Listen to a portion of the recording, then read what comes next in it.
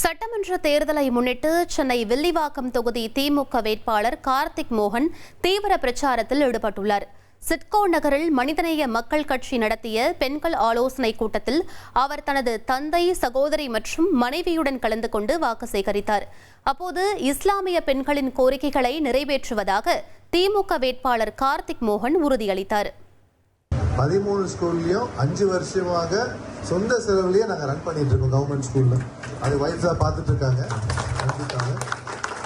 அடுத்த higher secondary ஸ்கூல்ல சொன்னாங்க, அந்த விஷயமும் நோட் பண்ணிட்டேன் மேடம்.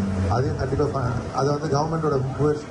அதுதான் அடுத்து வரேன். டாய்லெட்ஸ், இது ஒரு ரொம்ப முக்கியமான விஷயம். இது ஒரு பெரிய இஷ்யூவாக நம்ம முதலமைச்சர்கிட்டயே போயிருக்காது.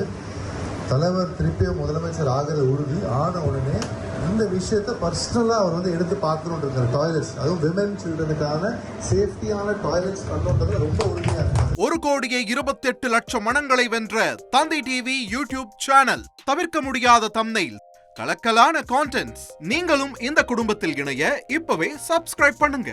அசுரபலம் கொண்ட எங்கள் டிஜிட்டல் கரங்களில் உங்கள் விளம்பரங்களை சேர்க்க வாட்ஸ்அப் பண்ணுங்க. 8939888838. Email advttv@dttv.in.